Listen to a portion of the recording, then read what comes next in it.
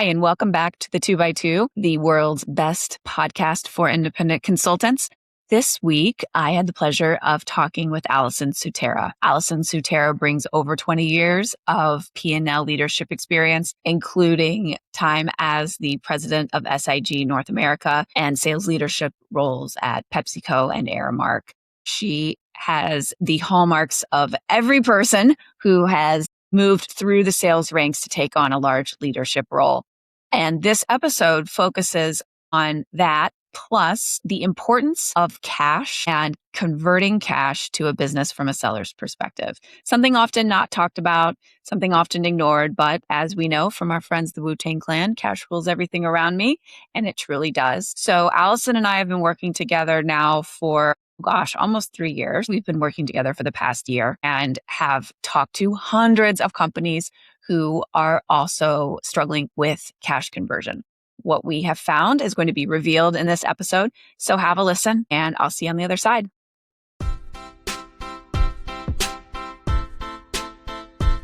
Hello, Allison.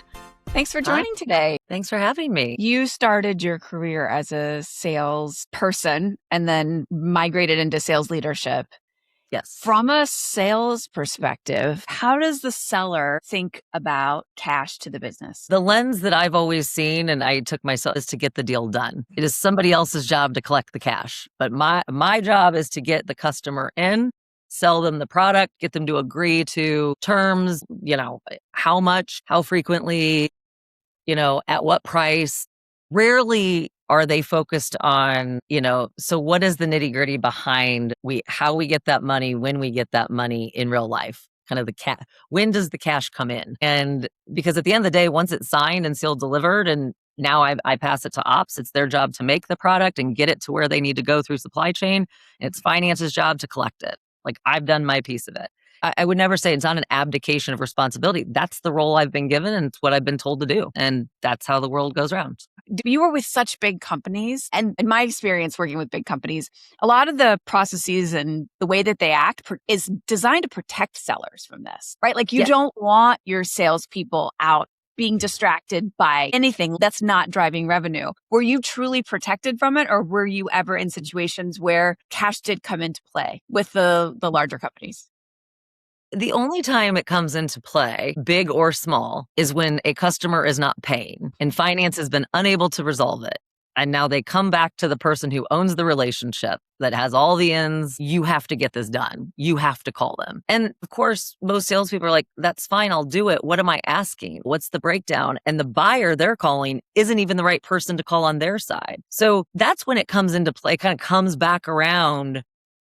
It takes a while for it to come back around. And it's like when it's near the end of the quarter, it's near the end of the year, you're trying to close out. So the revenue is coming in, but all of a sudden finance is saying, we need to reconcile the cash and you're outstanding, your customer is outstanding. And now it becomes this scramble. And nobody likes to call and shake down their customers at the end of the month and say, hey, I know we've had a great month together. Thanks so much for your partnership. I'm really appreciative. By the way, you owe me $500,000 and I need you to prioritize this before you head out on your weekend. Thank you so much. And it just all of a sudden becomes an uncomfortable thing. So salespeople in general, their job is to build the relationship, maintain the relationship, and kind of be the face of your company to them. And so to your point, were you protected from it? Not really. If there was ever an issue, the sale is done, but you still had to deliver the product. Did all that product get there? Is it all perfectly undamaged? Do you collect the cash? And it's on and on. But it's intentionally designed to keep them focused on driving revenue. And unfortunately, I think it created a culture of, I'm not supposed to know about that, so I'm not going to ask about it. So, when you bring your seller into a situation where it's already uncomfortable, the seller feels, you expressed, Allison's words, you express discomfort, right? First is discomfort. Second is a bit of unknown and confusion. Well, what do you want me to do about it? Like, my job, right? Like, what are you supposed to do? Third is, it feels like the resolution has been put upon the seller when you aren't armed with any of the information or the contacts or the context to resolve this issue. 1,000%. Yeah. On the customer side, my contact, the buyer or whoever, is also not the right person. They're going right back to their finance team and saying, I just got a call from Allison. What is this? And their finance team, who couldn't resolve it with our finance is so now it becomes a bigger issue, which we always used to say, you don't want to be the supplier or vendor that is the common name in these conversations. All right, you ready Yeah. to bust some myths? Yes. We're gonna myth bust. Okay, customer or poor cash conversion is caused because customers choose not to pay. True or false? Do I have like a buzzer? Or No, like, sure. what is Go ahead. false? False. No, False. customers like this is usually there is almost always a reason why. Okay, myth number 2. This one's pretty obvious. Cash conversion is a finance problem. False. False. It's a Definitely not. business problem. How about this one? This is not a myth, but I'll quiz you. Cash conversion and your ability to manage it is a leading indicator of your operational efficiency. True. Yes, that is true. If you can manage this, the thing that's been pushed to the side that actually matters the most of anything in the business, then we can assume that many of your other processes are also well managed, right? Like I looked at this. So if you come at this problem as a salesperson, I've come at this problem as kind of like the commercial efficiency, like a business model person. And it's crazy to me because so many things about a great business model work because the finance operation and the transaction operation is set up to make them successful, but they still have to be managed and looked after and built accordingly. And when they're not, I almost always find you'll find the same type of problem. It's like a simple people process problem that is completely broken is because no one was managing it. Just no one was managing it. So let me ask you this one. Is this a relatively simple business problem to fix? Trick question. Well, I said relatively. Well, it's yes and no, right? No, it's not easy to fix if you don't recognize what you just said is that it's a business problem. If companies say, well, that's a finance problem to fix, and they'll fix it. They may even fix within their department things that maybe are slowing them down. But if you don't look at the end to end of when the actual cash conversions start, meaning, and we're going to even break it down smaller, right? Like it's not even when you paid for the materials that then go into your inventory and then all of that. That's a whole longer, there's things along the way that break that whole thing down. And but if you look at it that way and you can recognize some of the gaps in your people, processes, and systems, and you can start to acknowledge, then it's actually very fixable. We were proof of that. I mean, if you had told me when this problem came across my desk that this could be not only solved short term, but also long term, I would have said, you're crazy. This is way too much. It's one of those daunting projects like master data management where people glaze over and say, or it's an ERP implementation. And it's like, we can't do it. But we it's absolutely actually so much simpler than that. Okay. It's so much simpler than that. It's so much simpler than that. And that's like, all I want to tell people is that this is absolutely a problem that can be solved way easier than you would anticipate. I'm going to say we can solve it in 60 days. Yes. I'm going to caveat that with like, if it's really, really bad, I'll tell you that's wrong. But I think in every other case, we can solve it in 60 days. Okay. So let's play this forward. So Allison and I worked together. My team solved this problem with her team at this business. We generated a ton of good working cap. A ton of goodwill, first of all, for you and the leadership team. We generated working capital. We generated trust in the finance organization. Lots of good stuff. But since then, what we've done is talked to, at this point, like maybe almost 100 other companies to find the patterns in this problem. Because coming out of it, I had this hypothesis. I was like, wait a second, it was really that easy? Like I challenged my own team. I'm like, you guys, turns out this is like some real just blocking and tackling type of ish. All right. So I did have a question for you about what really this, like, what do you have to believe in order for this to work? And we have found in our conversations that there actually is one major prerequisite in order for this to really work and stick in an organization, like what really needs to be there. Well, you have to be willing as at the top. So whether it's the general manager, the CEO, it can't be the CFO's led project. And so from the top down, you have to create this, what we're calling the culture of cash. People, and this is where that education and under transparency and involvement, there is not another thing other than the actual thing you're selling that everyone consistently has impact on. It's a business operational fundamental. And so you have to embrace that culture of cash being relevant and not just one line item or a couple line items on the balance sheet to change the narrative. Otherwise, it feels like it's just another thing that's happening and like we'll get to it and then we'll talk about it one year and we'll never talk about it again. Yeah. And so if you can really make it as the foundation, no different than people talk about safety, People talk about, those types of things as being non-negotiables, this culture of cash, not to sound money hungry, but it's really the solvency of your business, and that we're here to make this business work. That culture of cash can really be that game changer. And that was what was really fun. I mean, if you think about the fun part of it, those aha and getting people all nod together and break down the barriers across the functions is what it's all about. Because then you may have another topic or project that spans this, and you've set this tone that it can be done on something that is relevant to everybody. Yeah, it really has to be ingrained in your business. I will say one thing here in our conversations with other companies. There was one cool example where the CFO was a woman. And so they called her Cash is Queen. It was the Cash is Queen initiative, but they made it fun. They had merch. They did a contest that involved their finance people, their sales people, their support people, and they put them into clusters, and they had a scoreboard. And she said what she was really surprised about as a finance person was like, people really got into it. Like they really wanted to win. That's right. They really wanted the t-shirt.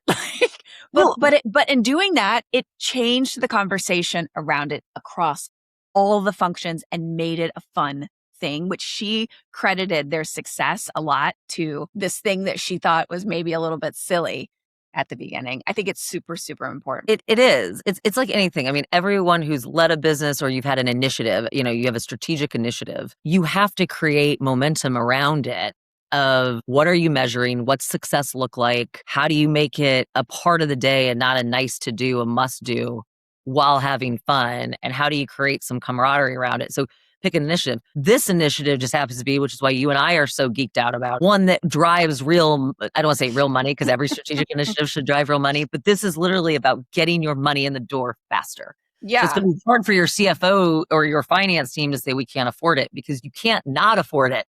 Right. Or you're bored. You're going to go to your like CEO and be like, oh, sorry, I didn't want to collect the cash. No, you're going to be a freaking hero. Okay. Yes.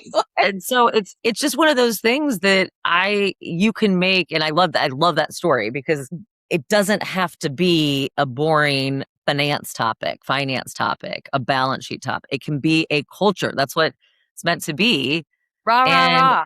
It's a rah, rah, rah thing from a non-rah, rah, rah person. I was like, all right, I see you. I see what you're doing here. If it gets them all to believe that, then sure, get out the t-shirt cannon. Yeah. So let's talk about the patterns you and I have seen now from going and having these conversations with other companies. Like, what are and let's focus on the process first, because I think, well, I'll say this. Fundamentally, like there's a process problem, there's a data problem, there's kind of a people problem, but that's really more about the process. So let's talk about the process because I think it's just easier to conceptualize than the data and weave in some stories of the people. Yes. Well, okay. You name one, I name one. Like, let's go through our problems we found. And so I would say even as we started these findings, it was easy enough to start of like, what did we learn through this? When we stepped back, I mean, when we were in it, but when you start to kind of just map out that process that we just said, right? So it starts here and then what happens? And then what does it go? And then where does it go? And one of my favorite stories, I always look at businesses like people, processes, and systems. And I will say the systems part of it actually becomes the least relevant. Now we're going to talk about data. I'm not going to the data part is super relevant. The systems are not. I completely agree. The systems are not. Yes, that's what I was going to say. So people and processes, and like you said, so there are people that have to execute the processes. When a process, and I've seen this, that all the companies are tied to a person, not a role, but a person. And this happens, I could give multiple examples. And it is always done, especially if you have been antiquated or you've been acquisitory or you've been, And so my favorite story is that Nancy sends the invoices to the customer. Because Nancy has to press send. Yes. Like that Nancy alone to me was like freaking and she baffling. has to send it via email. Yes. And Nancy's been there 20 years. Nancy's great. Everyone loves Nancy. Nancy, but Nancy also deserves a vacation, and Nancy leaves early on Thursday because her daughter's graduating high school. This is a true story. And leaves on Thursday before the invoice gets sent. Now the product's gone. We're out the door and sends the invoice. It doesn't get to it Thursday, and she's taking a long weekend and she's not back until Tuesday morning. And when she gets back, she's obviously missed a few things. And so it's, that invoice will get out when it gets out. And there's now we haven't given Nancy any reason to prioritize this invoice. We haven't given her, she has a to-do list like everybody else, and then it doesn't get out. And little do we know that this invoice doesn't go out probably until the end of the next week. And all of a sudden there become real days within your days of sales outstanding where you have sent product, it hasn't been invoiced, and you're just letting your cash be borrowed longer. And again, not because Nancy is a bad employee, because Nancy wasn't set up for success to understand. And why does Nancy have to hit send? I mean, that's like where then I became, what happens when Nancy retires? Who's going to do this then? And we saw what happens when Nancy walks out the door. Lauren, it was, and again, there are many Nancys across multiple companies that, well, we just have to call Stuart. Stuart's going to process it. Well, I'm assuming Stuart's allowed days off. Stuart takes vacations. Do we not do it? And then you start asking yourself the question, what do we do when Stuart's on vacation for 2 weeks? And the answer was nothing. We wait till he gets back. And it was genuine. It's genuine. And it's not because anyone's trying to do anything wrong, but it's the lack of understanding of the impact of those. Someone made that decision, had agency to make the decision. And because there's no visibility into how it impacts the company, when you talk about the visibility of, does anyone understand the implications of those decisions to not cover that or get that automated or the answer is no one. Why would they? And then, oh, by the way, back to the CFO. And again, now your head's of finance or even the people overseeing it. It's always been done this way. So why would I think it needs to change? We just need to go call the customer and make sure they pay us on time. Well, they don't even have an invoice yet. They don't know they're late. They're actually not late per contract. They're not late because she didn't send it and they're on terms that are their sent date. Yep. All right, can I talk about Carla? I want to talk about Carla. Yes.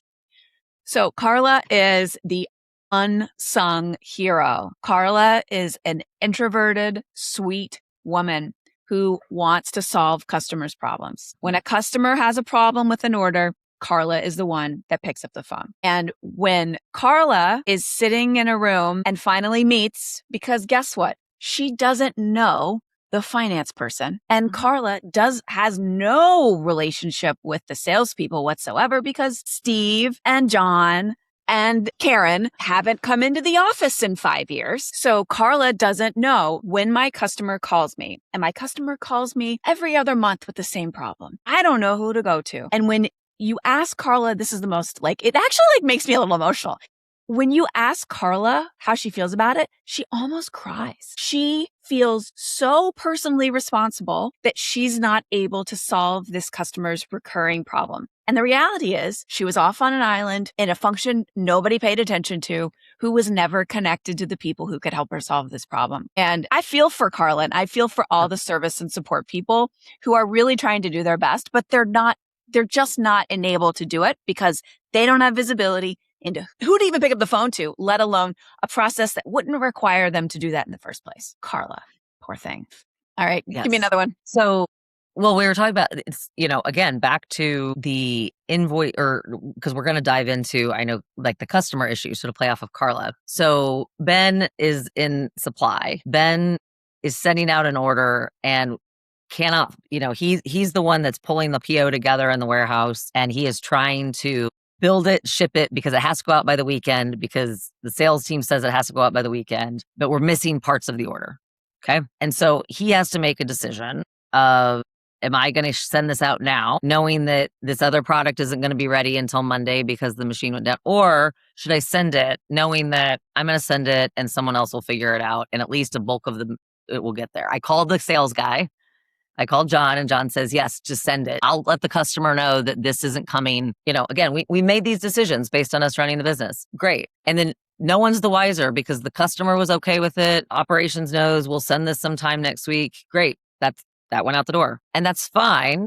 Right. And so you, at one side, Ben, great way to, I want to applaud hey, at least you called somebody and you talked to the salesperson and John said, yes, let's do it. And you two made that decision. And look at that collaboration. It's great. And the customer's not mad. Well, it gets there. And so, but it's attached to an invoice that got sent because no one told Nancy that it changed. So she invoices for what it's supposed to be on the PO because he couldn't print it to change it. So people understood it, but it was never documented. There wasn't a process. So now customer gets it, finance team, they're like, well, we didn't get that. So we're short paying it when it comes to pay, but no one tells the finance team either. So our finance team is trying to reconcile cash and can't and so now finance goes back to John and says, John, your customer is not paying this. I remember that Ben, so now you created this doom loop of chaos of which Ben will never know that what he did had this impact. Nor did he do it, in a mean way. He literally was problem solving. But the problem he created set off a chain of reactions because, and again, no offense on Ben, he didn't reprint the PO order because that would have taken too long to go do that. And the truck had to go out because of the time slot and. So I'll get off of this story, but this is and so now this has created this funnel of not matching invoices, cash, and the customer is short paying. And now there's not a customer resolution because there is no process to resolve the customer's short pay. There's no process to say, hey, we didn't get this product. Great. We'll quickly resolve it, get it in there, so on and so forth. Yeah, you can think of, and I think what always broke my heart, as you even talked about with Carla, it was not people acting with misintention. Yeah. It was them doing what they felt was the best. And the reality is how can you make that simple so they're not forced with that decision and or the impacts of said decision can quickly be mitigated. So a month, this doesn't blow up to be a bigger thing than it needs to be and spend inordinate amounts of time fixing something that just is not a good use of everyone's time. All right, here's another one. This one I went to a finance conference. I heard this one maybe 10 times in 2 days. Let's call it Brian. Guy is up front talking about how they fixed their process. Brian stands up and says, hey, wait a second. You're telling me to call someone you can get your contact sheet right. What happens when the contact is a portal? What happens when the portal, though, they want 2-factor and it goes to our phones and again, it goes to Nancy? Nancy's on vacation. The portal issue was a real thing. And especially in this industry where you're selling to a pretty concentrated group of really large customers who have automated all their payments. Yeah. It's not like in a $100 million company, you're calling a person. You actually have to go through a portal process. And so when a dispute arises, there is no one to call. And so how do you unwind that? That's a real problem too. And then, you have your data doesn't sync with theirs. How do you even look at that? Well, and you don't know that. I mean, how many times people are like, well, we emailed the accounts payable at blanketyblank.com and it's and no one responds. Well, why do you keep emailing? I mean, but there's not a number to call. I mean, we deal with this in customer service. There's no escalation path, right? And it's about having the escalation path. So we just keep doing the same thing, hoping that someone's just behind on emails. They're catching up. I'm I don't know that we have the right contact. All right, great. Here's one that I think is kind of a leading edge problem, which is let's say you have a customer called Widget City. Widget City, unbeknownst to you, nobody noticed. One of us all of a sudden just hasn't paid their 60 days overdue. And you go back and look at the history of Widget City. And whereas 3 years ago, they paid every 18 days very regularly. That 18 days payment behavior over the last 3 years has changed pretty dramatically, but in a pretty predictable way. First, they started paying 18 days. Then they were paying 24 days, then 30 days. And then you come to notice over the last 12 months, there's been regular occasions where they have drifted into the 60 to 70 day range. And no one was aware of the trend that could have been seen with Widget City to keep tabs on it earlier. Well, and why is that? Because no one has visibility. There's no one to do it, and the data's a hot mess, which is ridiculous. Let me just say this one. This one is ridiculous because now this is super freaking easy to automate and have a dashboard that's showing you who's behaving poorly. You can find your bad actors or your changing behavior people. Nobody has to do that for you. By the way, so put me in the role of Cam, key account manager of Widget City. There is no way I know that. No. But what if every company we have spoken to, there is no visible, there does not exist a scoreboard, a dashboard, a scorecard, a dashboard that tells me that my customer is trending red on their payment habits. Mm-hmm. I only find out, and if a scorecard or dashboard exists, it typically only tells me when they're already overdue, I hit the bad debt rate. And that's actually back to the general management piece. It was always my least favorite thing. Is there any way to bring me it before it's a hot flaming problem? Is there any way to bring it when it's just lukewarm? And so everybody gets the AR, the aged AR, the bad debt, right? It's 31 to 60, 60 to 90, 120 plus. And the finance person will say, we have started reserving to write it off, right? The bad debt, because that's a Sarbanes-Oxley thing. It's all that fine. And so you kind of just accept it. And then when you start saying like, well, when it was in the 31 to 60, what did we do? Why were we shipping the orders? Why did we continue to ship them? What conversation? Well, we emailed the portal again. And it's like, and again, it's just someone, I think, in that process is always expecting that someone else knew about it and is doing something about it. And when we started to have these pretty robust conversations around with everybody, sales, legal, which will be my next one, legal, supply chain, operations, finance, you start seeing these aha connections of like, and in Carla, and poor Carla in customer service being like, was anyone going to tell me about any of this? And yet I'm the one that's picking up the trash from the customers yelling at me because we don't have our act together. And so I think it's so interesting because it's like nobody knows something that what you and I found out the hard way, right? Sitting in that seat is like, everybody should know. Why is this a secret? There is nothing proprietary about what our cash flow, how it works. Now, what it is and what we need to do about it from a global, yes. But there's no secret of like, why should I not understand how cash flow process works at the organization I work, especially if I'm a key account manager, I'm in legal, I'm in customer service. What is my role to impact it? What do you need me to do? And that was the exciting part of this conversation, Lauren. And I'm sure you remember this is like, when everyone started nodding and saying like, well, what do you need me to do? Like, just tell me what to do. People will folks. lean like, in. They understand why it's important now, yes, right? It's now the I gap get in it. business. This is Carla's a problem. crying in the corner. Well, and it's also, and no one wanted that. No one knew Carla was crying in the corner. Yeah. And like, no one knew Carla. No one knew Carla. Yes, in fairness, no one knew her. But God forbid, Stuart retires. John's not going to know where to go to, and he's going to try to train a new person to say, well, you call me when something's wrong and I'll make sure it's that. I appreciate the agency and the problem solving, solution orientation, but that does not make a process, a sustainable process. Now we, meaning Allison and I, will call Net 60 best possible DSO. If your terms, let's imagine, so all these problems can happen and they are probably happening in your process. The question then is, okay, so what do I do about it? You're going to have to fix the process. You're going to have to create transparency and create a culture of cash. Mm-hmm. You're going to have to figure out what systems and data cleanup you have and what automations you can run to make this all sing and work fantastically, and governance, all that stuff. Okay, that's boring. I'm not going to talk about it. The first thing you do is just figure out how far off of what's possible am I? So you can measure your current DSO, which I think generally the general consensus is like it's kind of a bullshit metric, which I kind of agree with. Well, a good metric is if you looked at every contract you had and every customer was, to your point, like on a contract, and you looked at the actual terms and conditions, that number of days, and I would weighted average it according to the revenue each customer would bring in, is if you give it to me, that's how I'm going to do it.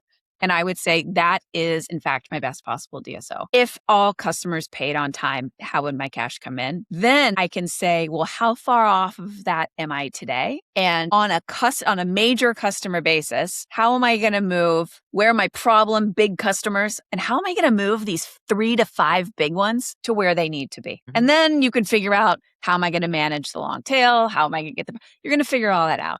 But the first thing you do is figure out, do I have a customer that brings in 25% of my revenue that is consistently 15 days late? And what does that do to my overall number? And what if I had the top 60 of my revenue, customers that contribute top 60% of my revenue? My experience, this is probably 3 customers. Are they all paying late? Imagine if you just fixed those. What could happen? So, but I think that's because the other thing that I think when you think about the money coming in, right? 2 things we learned in this is that if you do not have a good process to collect your cash, people aren't dying to pay you. No. So it's also... it's interesting you say that. Paying your own bills. You say it. Okay, but let me push back on that because actually there are many customers who do want to pay you according to their payment schedules because they're also managing their cash. Yes. So it's just a truly yes. My point is that they're only going to spend so much time tracking you down, but they do want to resolve it because their P&L, they have payables. And now most companies, and you will find this as well, and if there's a company out there that doesn't say it's the end of the quarter, go ahead and pay that bill on Monday instead of Friday, just to help the closeout of the thing. It happens. I'm probably, sharing industry secrets. But we're not really talking about that. We're not talking about but I'm saying occasional skip. Yeah, well, that's what I'm saying, though. the longer that goes, if you're more difficult to do business with, then you just kind of go, as we're paying our bills, like I called you, you didn't answer, I'm going to the next one. I'm just, you kind of get recycled to the end of the next time. And so that happens too. But ultimately, it's the transparency around, does everyone understand why this is important and ultimately the role they play, yes or no? And if you can't get there, then 2, make it bite-sized and digestible. You're not going to overhaul the whole thing, but if you can explain that to people and then start to demonstrate, here are 3 things we can do, and you get that money in the door, the low-hanging fruit, now all of a sudden, those salespeople and those operators, those finance people are like, wow, we just did that. And now it's repeatable. And now we can fix it long-term, and the portals and over time. And now all of a sudden you've cut down from, maybe you were 15 days past your best possible DSO. Maybe you got 5, because every single one of those days that you're not getting paid is worth a cash value to your business every day. And that could be $100,000. It could be $1 million, just depending on the size of your business. Actually, that's a really surprising metric. That it is people are almost alarming. Always surprised by the value of a day. Well, because when you add it up, you kind of get nauseous. Is that you're I think about our business. Why would I be okay with someone not paying me? Because that's part of the culture too, is, well, do we really want to bother our customer? They're our largest customer, Lauren. We don't want to get on their bad side. This was the terms and the deals we were asking them to adhere to their contract. I don't think there's anything wrong with that. But there's a culture of like, well, I don't want to rock the boat. Well, how do we make it so you don't have to rock the boat? How do we make it just the flow of water, the flow of just good management? Yeah. Well, we'll leave it there. It can be done, is the good news. It's absolutely doable. And I wouldn't have said this 2 years ago. I would not have said this could be this easy had I not had to sit and go through it in detail on a timeline, on a very tight timeline with you, of course. With my team. And my team. Yeah. But we had a front row seat to it. And it was exciting to see not only the accomplishment, but I think the relevance to basically any business. I'll say product-based business, product-based, so not SaaS-based, but product where you have to. It's relevant to SaaS-based too. It probably is. I just can't speak to that as much. You can. You can. Let me just get this out because in these conversations, I've been talking to technology companies, because the other part of our business is with technology. It actually was like maybe one of my most surprising learnings, alongside with like Nancy has to press send, was actually most big technology companies actually face this too. They don't face it in the same way because they're dealing with ARR and like their business models are different.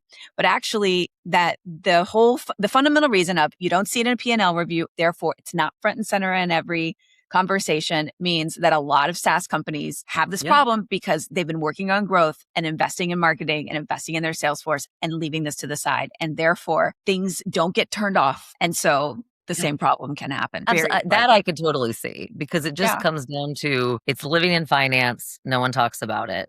Especially like big on the table. It doesn't even have to be a crisis. Yeah. So what we talked through was a little bit more of like, we need to solve this problem. It's almost worse when you just don't even think about it and don't do anything about it, and the days start to creep. Yeah. 3 days becomes 5 days of delay. And then, and especially as you grow, you're not adding resources at the pace that you are growing. Never. Especially not like lower manager finance analyst, like exactly. Yeah. And so it just compounds, and they've got more on their plate, and therefore it gets longer, and you don't even feel it until you realize like, but wait, we were 45 days and you're now at 65 based on all the things we've talked about. And then someone will say, well, just take it back to 45. And they think at that 20 days, no, you systemically have to get into every part and every function to get it all working on the same process and flow. Same sheet of music, as we kept saying. Like everyone needs to understand. Well, thanks, Allison, for joining. For those of you that want more information on this, you can go to keenanreed.com/cash convert. It's all there. We're rolling this out now to a select number of businesses. Well, that's it for this week for the 2x2. If you want more, you can always visit us at the2by2.com. That's the 2x2.com, and log in and sign up to the newsletter. Check out our library of templates for independent consultants. See you next week.